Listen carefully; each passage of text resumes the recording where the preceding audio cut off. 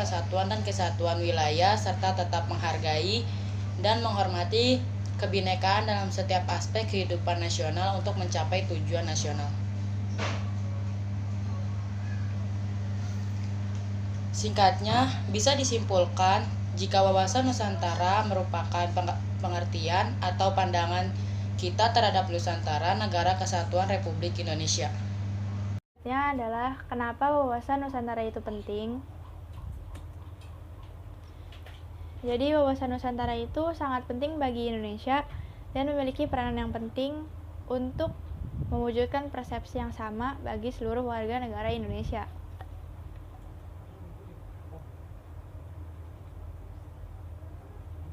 Nah, pasti di antara kita itu ada yang namanya perbedaan persepsi, perbedaan pendapat, fraksi-fraksi dalam masyarakat dalam konteks sosiologi, politik, serta demokrasi yang dianggap hal yang wajar dan sah-sah saja selama tidak mengganggu keutuhan NKRI.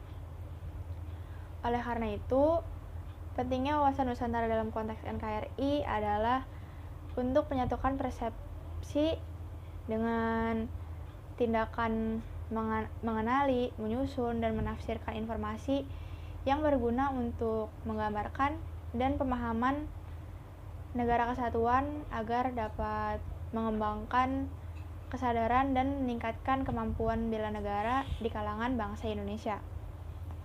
Ada juga pentingnya wawasan Nusantara dalam konteks NKRI, yaitu wawasan Nusantara dapat menghasilkan ketahanan nasional.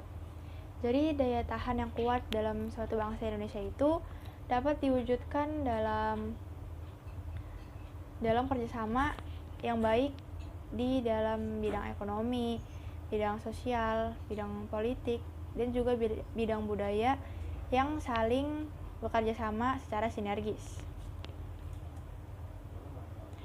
Wawasan Nusantara yaitu penjabaran falsafah Pancasila dan Undang-Undang Dasar 1945 dalam wadah NKRI. Assalamualaikum warahmatullahi wabarakatuh. Saya Indah Rumina dari kelompok 6. Di sini saya akan mempresentasikan tentang fungsi dari wawasan Nusantara. Nah, apa sih fungsinya? Fungsinya itu adalah sebagai pedoman, motivasi, dorongan, serta rambu-rambu dalam menentukan segala kebijaksanaan, keputusan, dan tindakan atau perbuatan baik bagi penyelenggara negara di tingkat pusat dan daerah maupun bagi seluruh rakyat dalam kehidupan bermasyarakat, bernegara, dan berbangsa. Terima kasih. Oke, di sini saya akan mempresentasikan bagian saya tentang implementasi wawasan Nusantara. Implementasi wawasan Nusantara biasanya berorientasi pada kepentingan masyarakat dan wilayah tanah air secara utuh dan menyeluruh.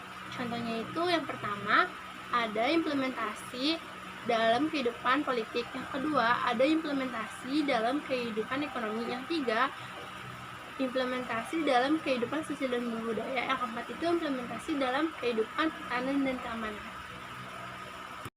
Assalamualaikum warahmatullahi wabarakatuh. Nama saya Manulika Putri dari kelas 11 Akal 2. Di sini saya akan menjelaskan tentang cerminan wawasan Nusantara dalam Pancasila.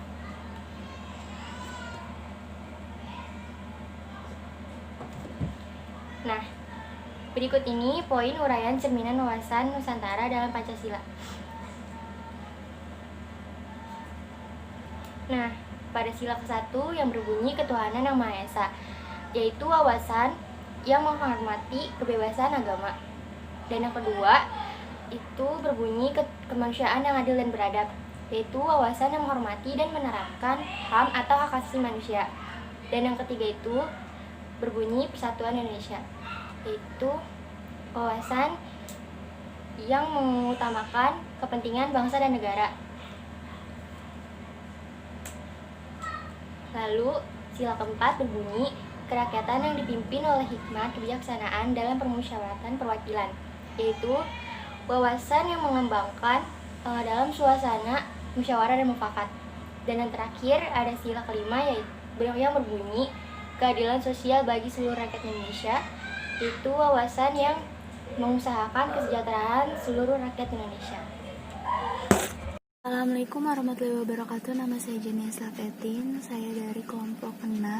Di sini saya akan menjelaskan materi tentang implementasi wawasan Nusantara dalam kehidupan nasional.